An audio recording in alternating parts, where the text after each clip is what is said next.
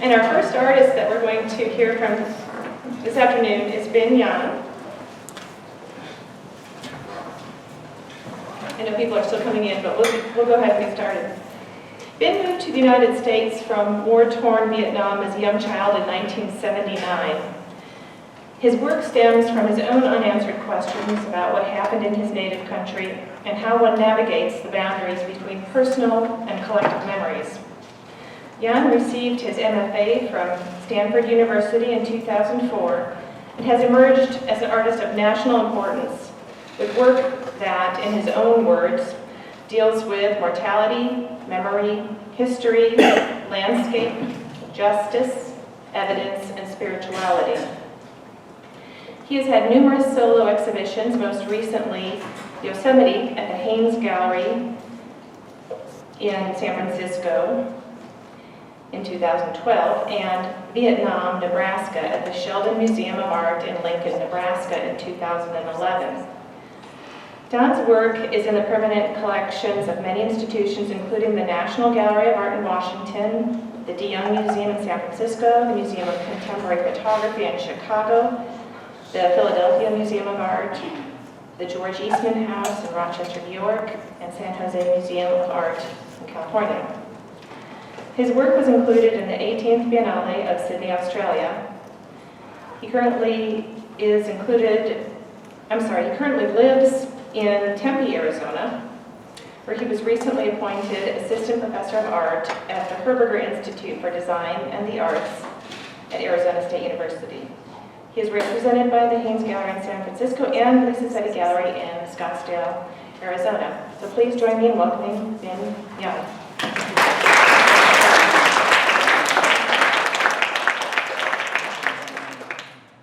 Thank you so much for coming back for the second and hopefully the third presentation for today.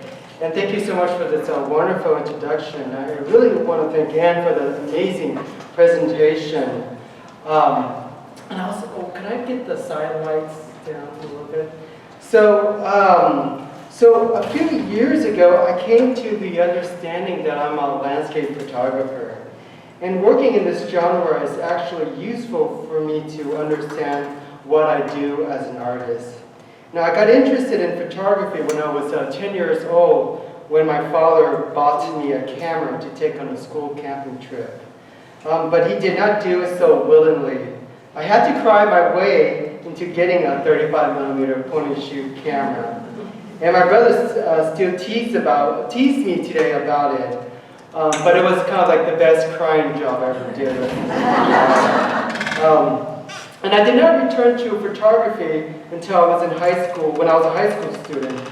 And through some great guidance, I realized that I could have a career as a photographer. So throughout the years, my research has focused on how we remember events such as war, genocide, and the resultant consequences like human migration, post-trauma, and memorials. And through research in these topics, Walt Whitman was right. The real war would never get in the books, which he meant largely the ways and experiences of the individual in a war would not get into the history books. So through the arts, I have tried to get the real war into the history books. And I'm going to share with you some of my work in this presentation on how art can get this history into the books. So while I was growing up in the United States, the Vietnam War haunted me for a long time. As a kid, I knew because of the war and its consequences, my family and I fled Vietnam as political refugees. And in my early 20s, I got a chance to visit Vietnam for the first time. And being in Vietnam, I noticed that so much of the war was still part of the landscape. I was confronted by the subtle remains of the war, such as remnants of bomb craters that had been converted into rice paddies, or a relic of the war like a U.S. tank rusting on the side of a road. So, as a college student, I started a body work called Immortality, the Remnants of the Vietnam and American War. And I included the American War because in Vietnam, they call it the American War, while here it is called the Vietnam War.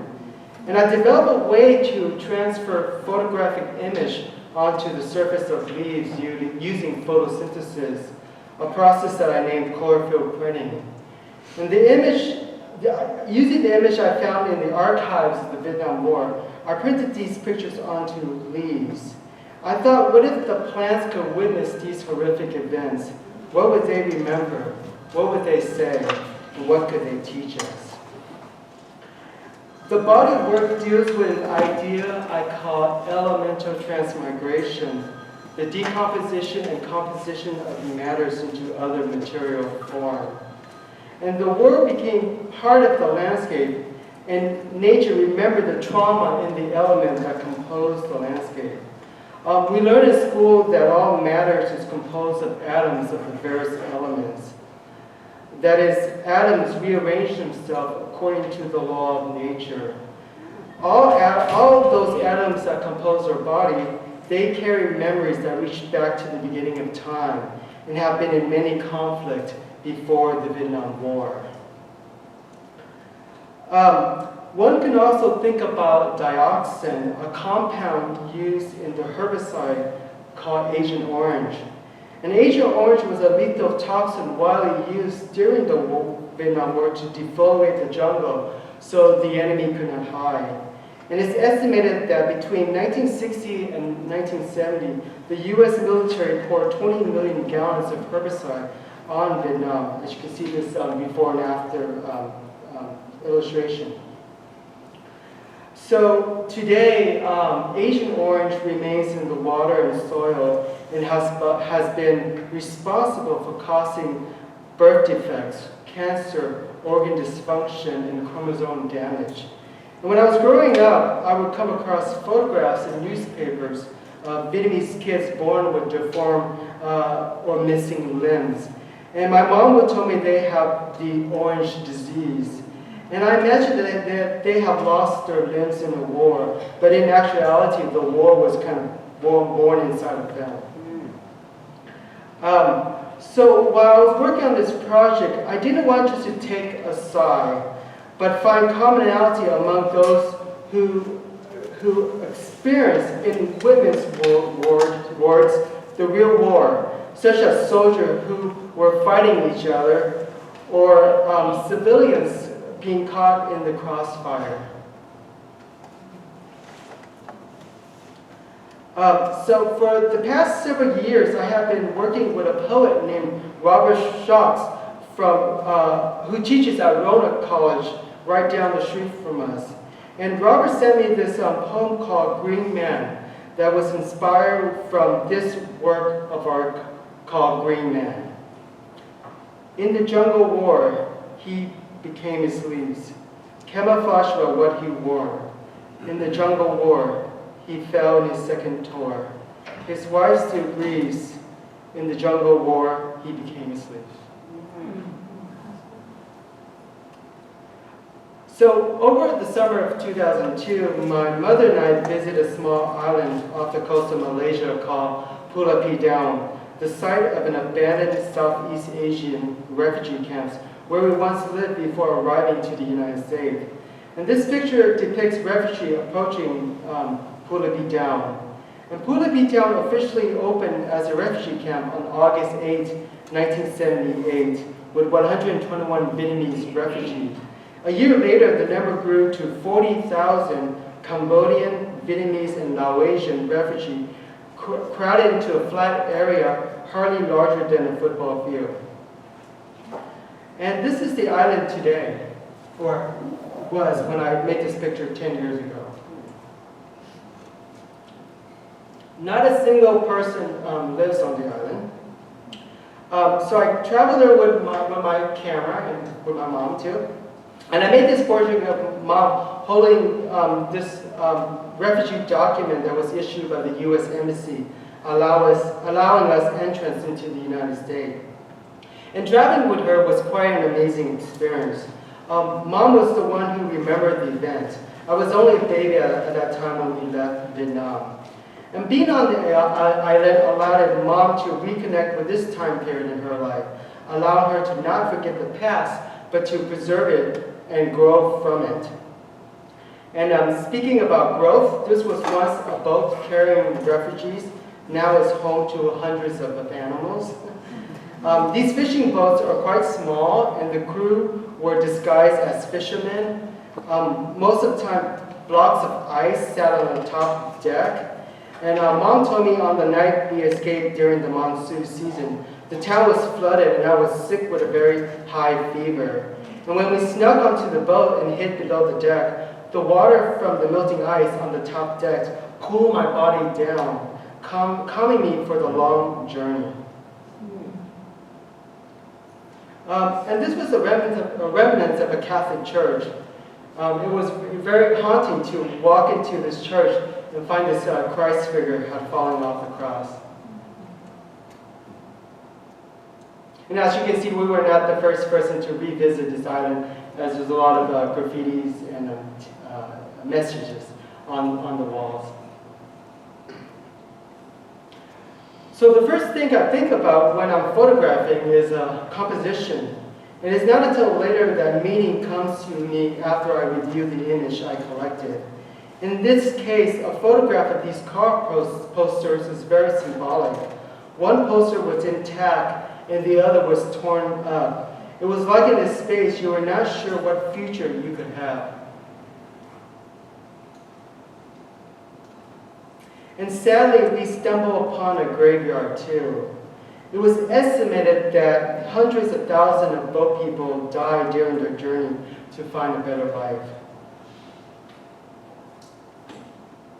So to pass the time on the island, mythological stories and legends were created. And one was a spirit named Father Binh who saved people from drowning. And family will dedicate plaques to him, as you can see all these little plaques around this one statue. And one of the plaques from a Cambodian family mentioned Thanksgiving. And for me, it conjures up the stories of the Pilgrims, one of America's first boat people.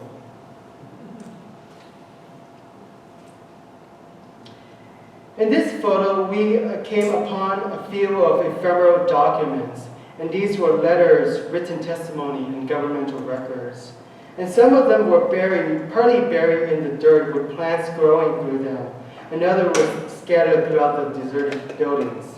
And it seems like these letters were left there waiting for someone to pick them up. So Mom and I collected as many as we could carry off the island. As people who have to leave everything behind, we knew that these letters were very valuable because they contain people's stories of hopes and dreams. For example, this item is called a boat sheet. And a boat sheet was a census of a number of people on a boat conducted when the boat was rescued. And on the sheet, an officer wrote 22 people died on the sea by tide, which means 22 people were murdered by Thai pirates. Refugees escaped with their life saving, so they were prone to robbers. On this boat, there was only one survivor. Tran was 15 years old when he was rescued on November 3rd, 1986 at 3 in the morning. It was stories like this that really hit me. Stories like this left lingering in the landscape. So I was very drawn to these artifacts, the quality of the paper and the stories they contain. I scanned the letters and enlarged the parts where the paper was decaying. Here, a worm ate through the paper, leaving layers of missing information. And I wondered where the information went. Could it all just disappear? So I printed some of these writings onto leaves, suggesting that the content of these documents became part of the natural landscape. And in my imagination, the words and voices of these boat people echoed throughout the soil, plants, and landscape of the island. This one here is a detail.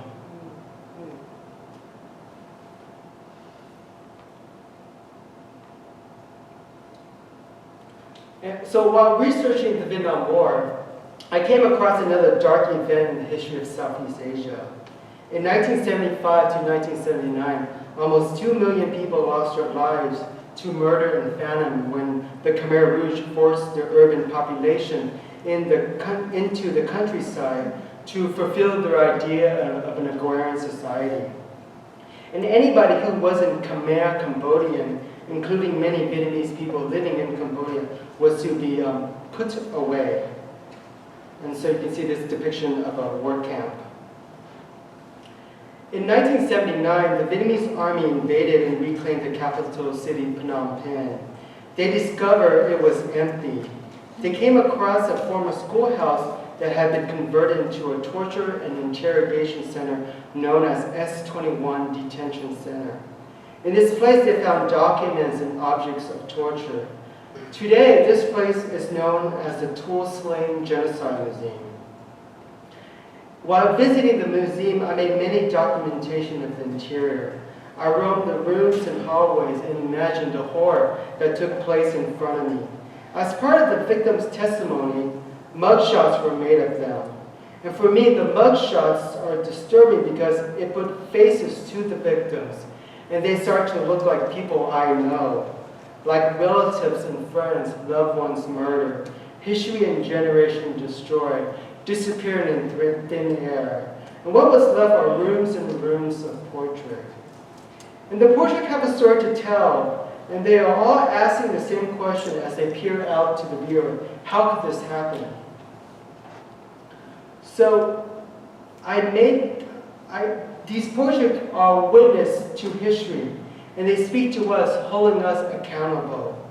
So I made altars to these victims, a place where we can meditate on history, the present moment, and our own mortality. When faced with the truth that we will die someday, I believe that we can decide to live a good life and do good for others. When experiencing the image, we become them, they become us. We die a little, and they live a little. And this is called meditation on compassion. Here, leaves are transformed into wings.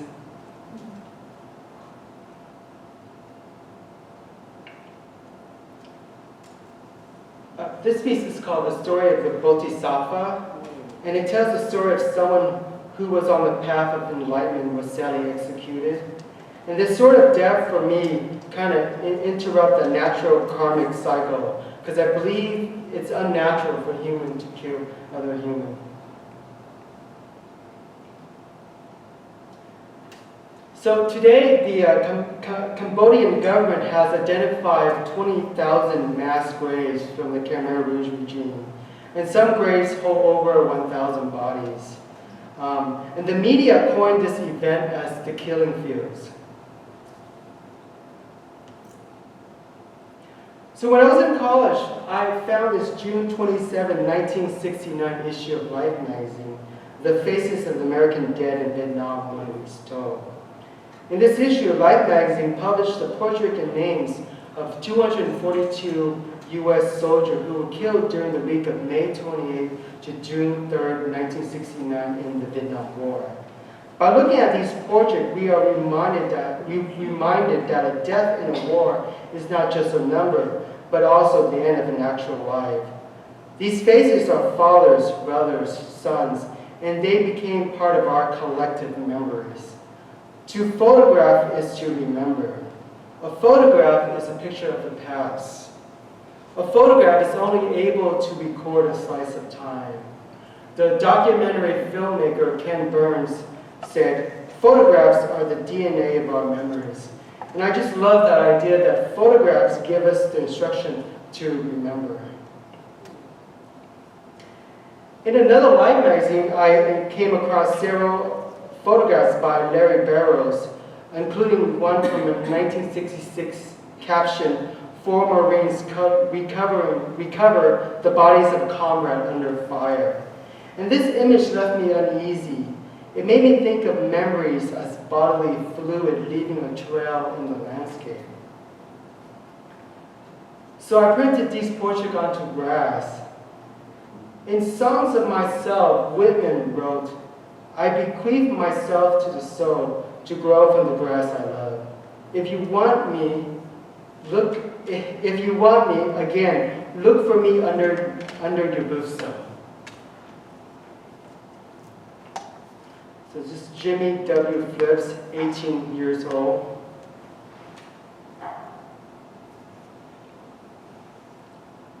James Troy Ralph, 21 years old.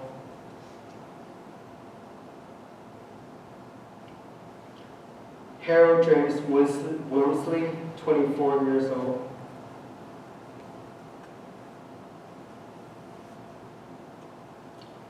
Russell Evan, 20 years old.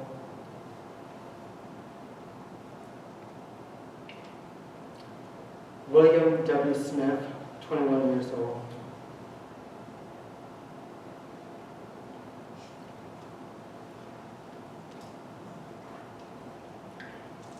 So in 2010, I had an exposition at Mills College Art Museum titled Collecting Memories.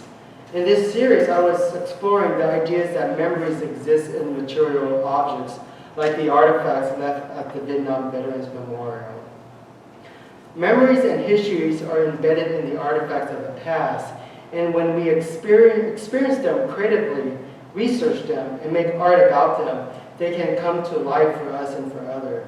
So this first installation is called Military Foliage, and printed on each leaf is a camouflage pattern from a different military organization.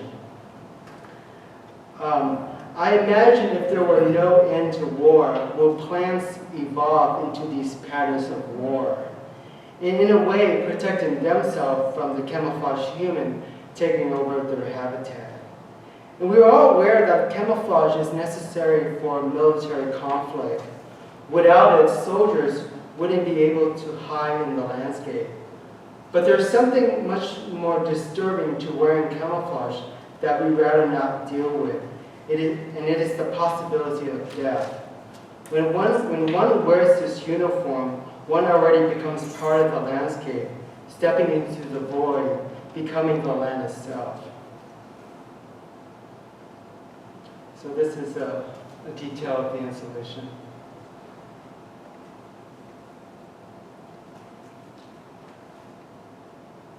And in the next gallery, the work shifts from photographs on leaves to actual color photographs. In the center of the galleries are long tables with artifacts stored on them. And these are artifacts that I have been collecting as part of my process of researching for a project. The collecting also becomes part of the artwork. The artifacts are both public, as in newspaper clippings, and private, as in personal photographs soldiers carry with them into the landscape. And each of these artifacts is embedded with memories. And I'm interested in how they could trigger memories for the viewer from different generations. And throughout the length of the exposition, viewers saw the work, shared their stories with one another, and it accomplished one of my main goals in an exposition, a place for conversation and contemplation. So I want to show you some of the photographs. Now, during the war, the United States military put to use some of the most devastating weapons the war has ever seen. And today, the bomb craters are still visible in the landscape. I chose this composition suggesting that we are bearing witness to the remnants of war. You can see my shadow holding up the camera. For me, the bomb craters are like scars, and scars are reminders of past wounds and the natural part of the healing process. And so today, people have been collecting these bomb craters to recycle. And most of these scrap metals are melted down and exported to Japan, and the cars are then shipped back to the United States. So I thought that's kind of an interesting transmigration of these objects in different forms.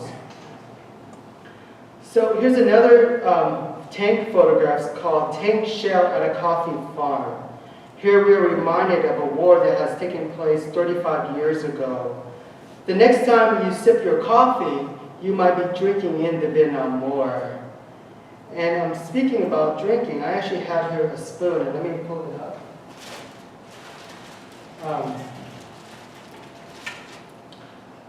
I picked up this spoon in Laos after I found out that it was actually made from scrap metals from bombs. So just the thought of bombs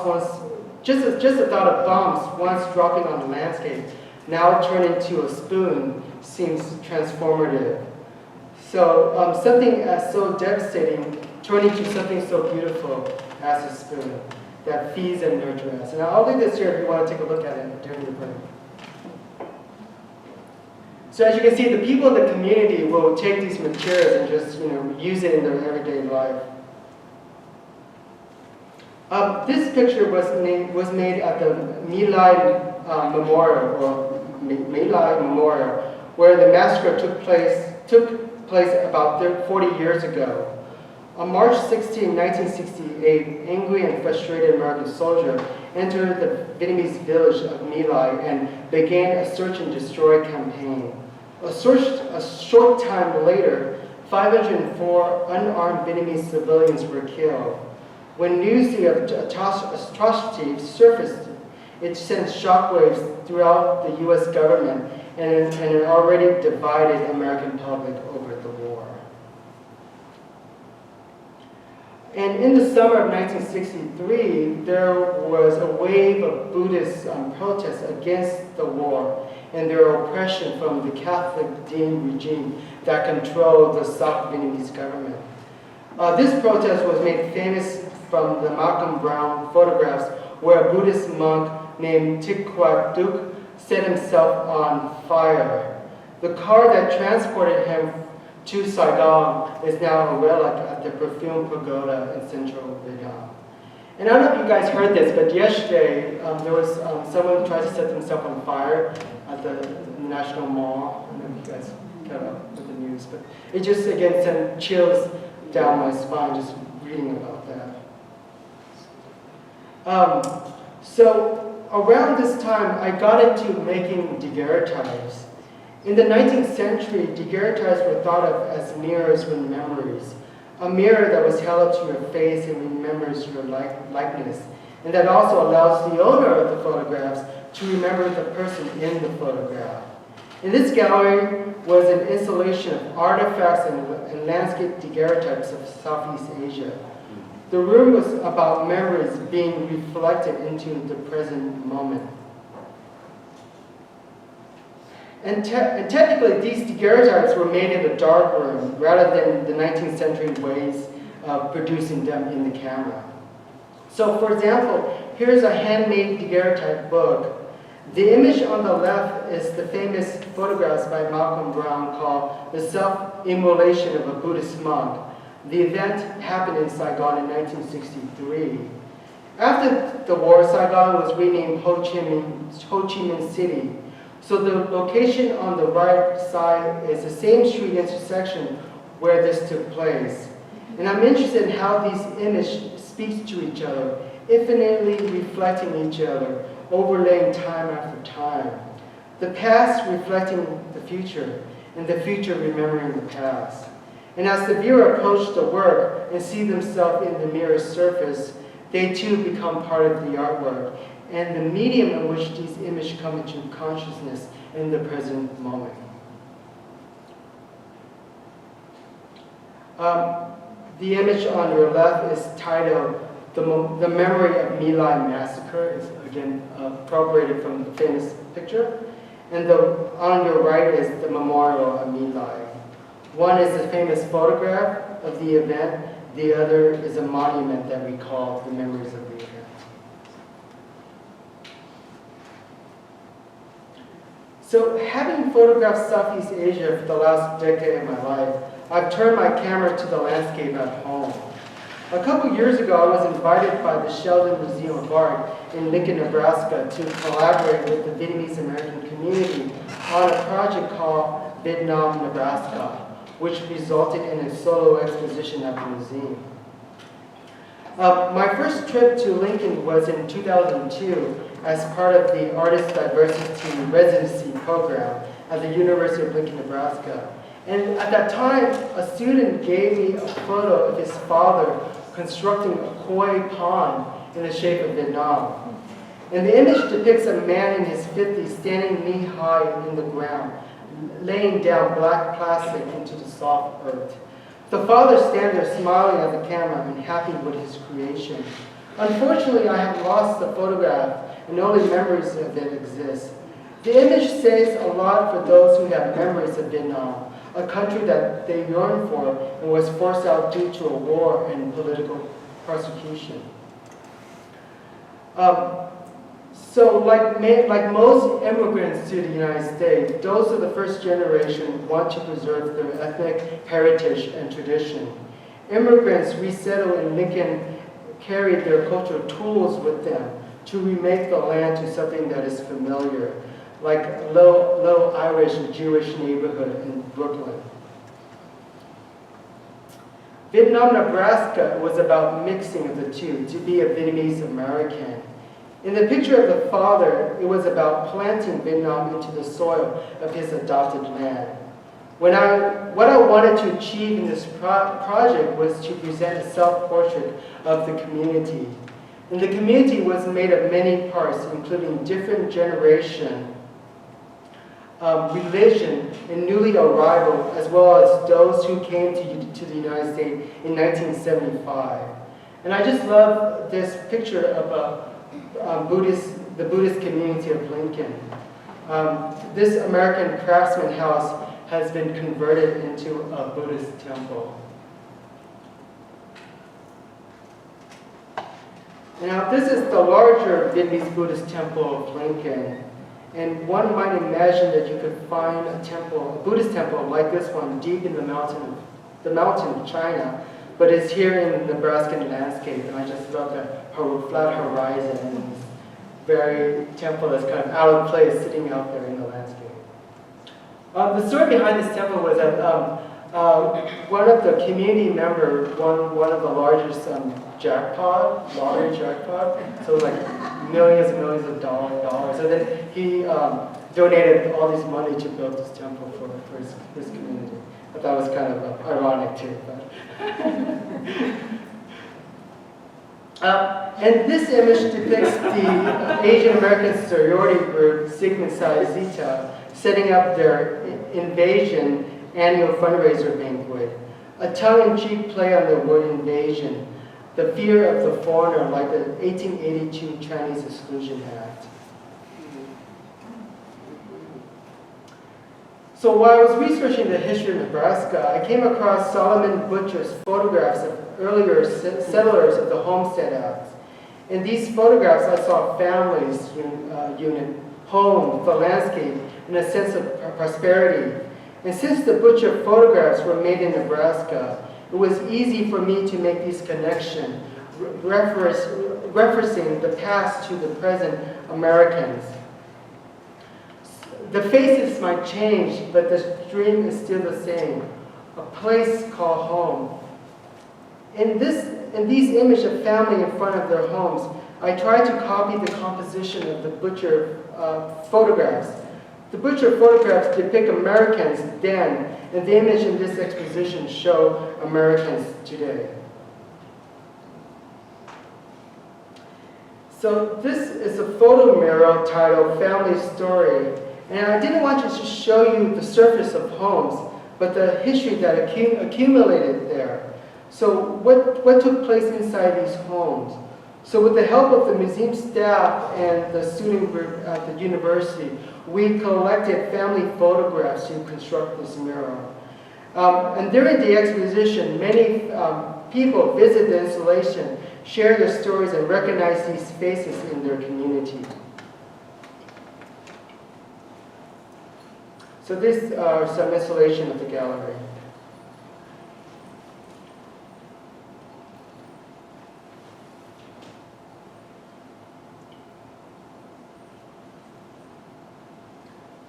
Now, in the San Francisco Bay Area, across from a busy commuter train station, there's a small hill filled with white crosses, Jewish stars, and Islamic crescent, representing the dead soldier from the wars in Iraq and Afghanistan. The memorial erected by a citizen on private land is called the Lafayette Hillside Memorial. And for several years, I have been daguerreotyping this landscape for its historical value. The monument was erected in 2006 by Jeff Hethan and Johnson Clark, a now deceased World War II veteran whose family owned the land. Now there are more than 3,000 white crosses and a large sign that reads, "In memories of our truth," killed since the start of the global war on terrorism. Although this is a current event, there's a 19th century characteristic to the image because the photograph medium is a daguerreotype. And the daguerreotype is in reverse because it's a mirror image. And the long exposure also kind of blur out the flag, which looks similar to some 19th century photographs, especially those from the Civil War era. So this piece is called "In Memories of Our Truth," 6,371. It was made on December 25th, 2011.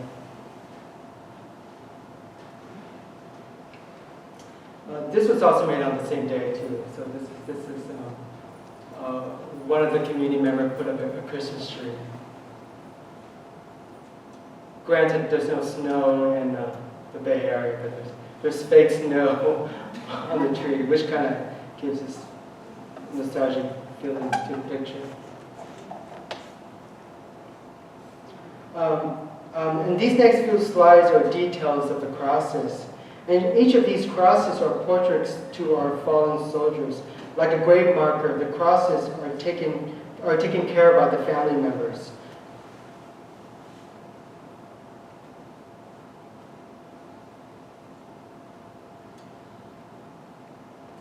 So you can see family will just put photographs all over the crosses. And again, the use of photography in memory is very evident in this memorial. One of the community members, or several community members, were just critiquing that why they're all just crosses. Well, there's not just Christian died or all Jewish people died. There's the Dharma wheel representing Buddhism, and also there's Islamic crescent too, representing the dead on the other side. So it became a really political landscape, and there's a part of the Lafayette community didn't like it at all, but the other half were supporting it. So today it's actually still there, it's still sitting out there. I thought this one was very, very interesting. This is one dedicated to James Kuhn. And when I photographed this one, all the photographs were faded. The photographs on the crosses. If you look, there's a photograph here and here. So I just think again, we try to hold on to these memories, and they sometimes just because the medium they're on, they will also fade. So when I re-photographed this several years later, I noticed the family returned and then put up new photographs.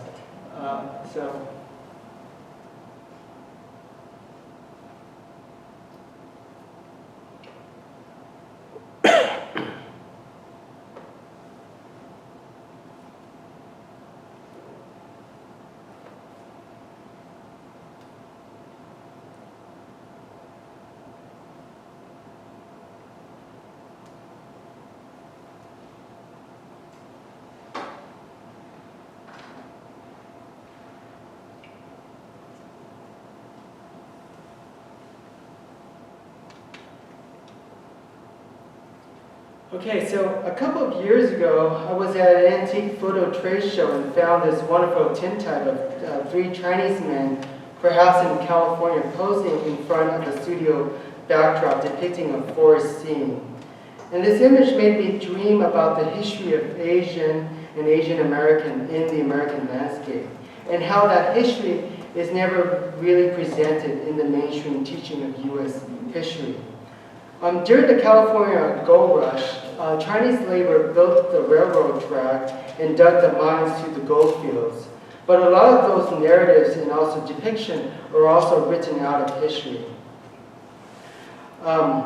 So this started me thinking about how all of our history are intertwined and how there are great efforts to pull apart or eliminate certain segments from history. It's kind of what George Orwell wrote in 1984. Who controls the past controls the future. Who controls the present controls the past.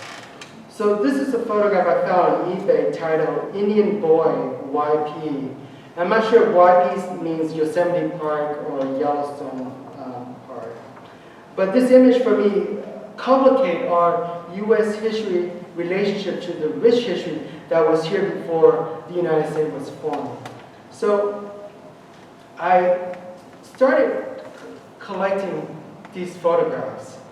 And I came across Ken Burns' PBS series, The National Park, where the narrative said, "We're a nation of people for whom this is not home, and the national parks are what anchors and root us on this continent.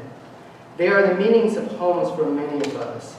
They are what it means to be an American, to inhabit this continent. It's at the end of an immigrant experience." So in my everyday life, I contemplate what it means to be an American and how my body fits in this amazing landscape. So visiting a place like the national parks, we could reflect on these ideas of our immigrant experiences. So I have been making daguerreotypes of Yosemite, and we today, this generation, could reflect on these daguerreotypes and see our own faces in this landscape.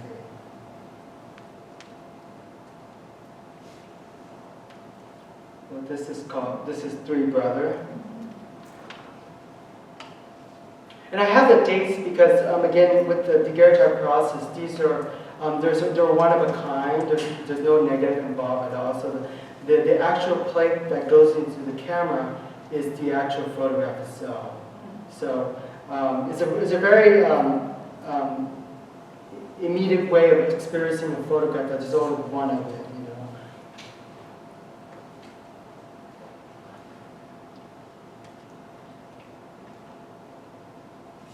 A lot of people ask me the blue tone, if I hand color that.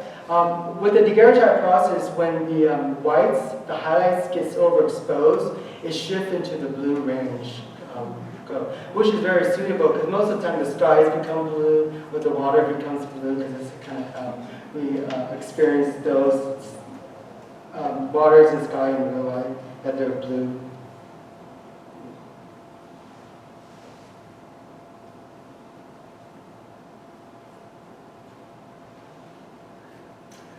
So since the daguerreotype is a mirror image, if you were standing here in front of Lower Yosemite Fall, you will see this. But the daguerreotype will record this, so it flips the image around. So it kind of plays tricks with your memories of Yosemite National Park. Because most of us, we experience these national park photographs.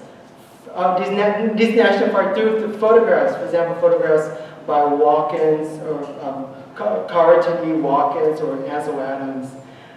So I'm interested in how our memories is shift and play about our relationship to these imagery.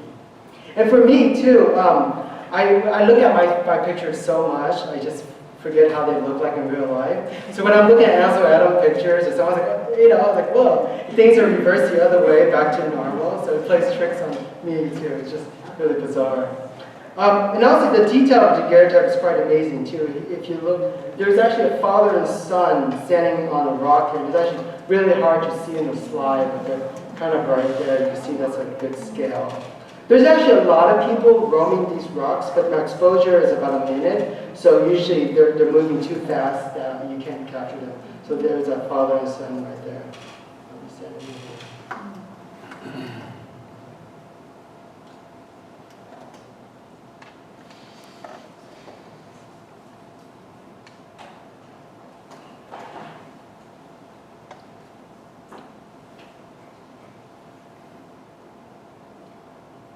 This is a horsetail fall on El Capitan. The fall is actually on the left, so it's just right there.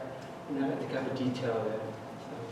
So just a tiny little fall that lasts for about a week to several, depending on the water flow. So.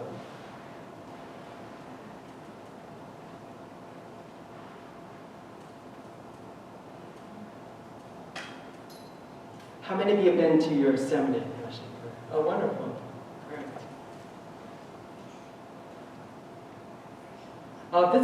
This is not a great picture, and this is actually tunnel view. It's the quality of it is not, But anyway, I kind of wanted to show you because this is actually a really famous viewpoint. Ansel Adams and many other photographers have taken. But now you can see when the image is reversed, again, it becomes a new landscape. And that was one motive that allowed me to photograph Yosemite because I could do it in this different way. It's kind of this new perspective because it's a very hard place to photograph because it's been done many, many, many times before. So over the summer, I had the chance to visit, to spend a week at the Craters of the Moon National Monument and Preserve in the Snake River Plains in central Idaho. Between 15,000 and 200,000 years ago, the Craters of the Moon lava field formed during 8 major eruption periods. And today, the volcano has drifted over to Yellowstone National Park. And what's left are these amazing lava formations. And these are daguerreotypes.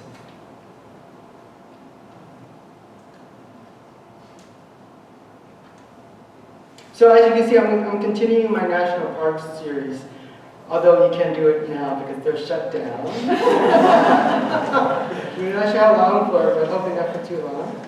Those 4 national parks employees. This is my homage to Edward Weston.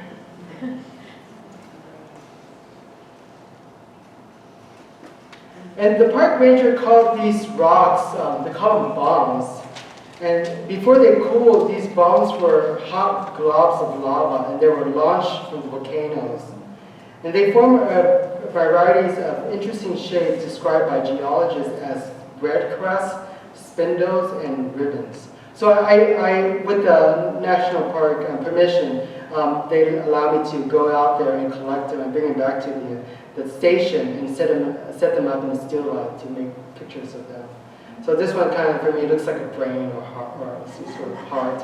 It's very, it's not my Pepper 30 piece, if you're familiar with Edward Weston Pepper 30. Although it could be. So these are some other ones. They're quite beautiful and lovely.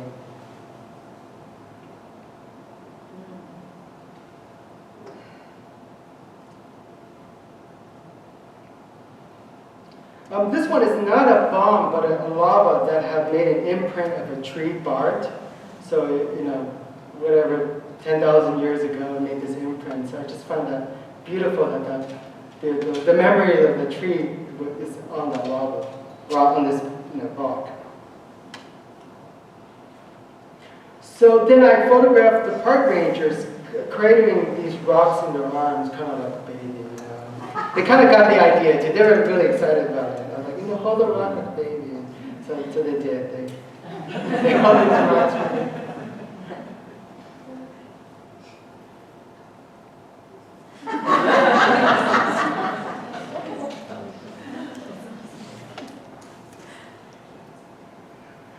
And since I was out there in Idaho, I didn't want to miss visiting Shoshone Fall.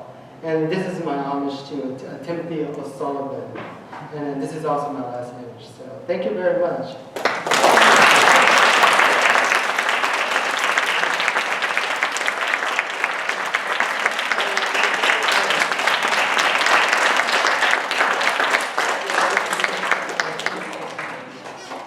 Yeah, we have time for a few questions, and I'll be around for the session too. So any questions? Yes. How long does it take you to produce a daguerreotype, yeah. So you guys heard the question, like how long it takes to produce a daguerreotype? Yes, from beginning to end. from the beginning to end, well, if I'm going to time it, it takes me about 5 minutes to synthesize a plate. But that's actually, well, from the beginning, I take a sheet of copper, I polish it to mirror finish, and that takes like a day or so. And then I plate it with silver. So the silver plates the copper. And so that's, I have a blank sheet of, shiny sheet of, a plate that is shiny, mirror finish. And then I take that out into the landscape in my mobile. I have this van I call Louis, for Louis de Guerre. So I'm taking Louis out today, So Louis comes out with me, so we make photographs together. So then in my van, I have this setup where I have a box of iodine, where the iodine will synthesize the plate. So the iodine and the silver will come in contact, and it makes the plate light sensitive. And that goes into a plate holder. So that takes about 10 minutes, depending on the temperature of the day. And then I hike down to my view where I want to set up the camera, and that takes about 30 minutes or so. And I can't go too far from my van, because if I go too far, the plate starts to lose its sensitivity. So in the 19th century, daguerreotypes didn't travel too far from the studio, because there was a lot of portraitures, because that was kind of suitable. It was just a process that kind of stayed in the studio. So it was very rare to see landscape photographs, landscape daguerreotypes, which they are there, but wet plate collodion was more popular. But anyway, so then I take my picture, I hike back to the car, I develop it. So in between the whole time, it takes about maybe like an hour to make one picture. So it's a very slow process, but it's very rewarding. So yeah. Any other questions? Yes. Do you remember the moment when you realized that the image would have to be laterally reversed? Do I remember the moments? Yes. Well, I kind of knew that that's going to happen, because that's just part of the process. But like I say, whenever I go to Yosemite, I always go to the Ansel Adams gallery, because I just love visiting the gallery. And then whenever I walk in, that's when I remember that the image is reversed. Because all these other images, like, oh my God, it goes the other way. So it's very strange, Our memories of photographs, that's how it works. Any other thoughts? Yes. In the leaf, the photograph on the leaves, it seemed that your emotion was tied to what the leaf might have witnessed, or the poem that you read to us. There was an emotional impact of what we were doing to the environment, to each other, what the innocence of the environment sustained. Yeah. What is if you could say, what is your emotional connection with the landscape that is not seen before? Yeah, are you talking just with the landscape? Yeah. Okay. Well, with the landscape, I think it's just my viewpoint as a refugee to this country, that perspective, trying to find a connection to this land that is so, for me, so Americana. And I'm working with Robert, who's actually in the audience. Robert, I don't know what I heard. But Robert introduced Walt Whitman to me, and when I was living here in Virginia in 2009, it gave me permission to talk about the history of this land, this landscape, and which is very rich, and it's where I live here. So that's kind of what I'm trying to find connection to, and I think a lot of photographers throughout history have been doing that. From Murbridge to Ansel Adams, and even today. So, for me, when I look at landscape photography, when I think about it, when I make it, it's a conversation with that history of photography in that genre, and that's kind of my other connection to it. When I was a kid, I always wanted to go out and go camping and things like that, and that's why I cried so much about it, to get this camera. Because when I was a kid growing up, my family didn't really have money to travel, to go on vacation trips or going out there to camp. So how I escaped was we get these catalogs and calendars in the mails of landscape pictures of like, these scenes. And I would just sit there, just looking at them over and over. And it was a way for me to escape, just to look at these pictures. So again, it's like that relationship to the still photograph, and then the experience of it in the real, environment too. Is kind of what I'm after. Yeah. Any other thoughts? Well, thank you. Oh yes. Yeah. I was wondering if you're still doing the chlorophyll photographs, or You know, moved on to daguerreotypes. Yeah, I'm doing a lot of daguerreotypes these days because it's kind of what I'm really excited about it. But I'm collaborating with Robert, and we're making some chlorophyll prints about a project that's going to open up in 2015 at the Tallman Museum of Art in Roanoke, and it's about the American Civil War, and it's called War Memoranda.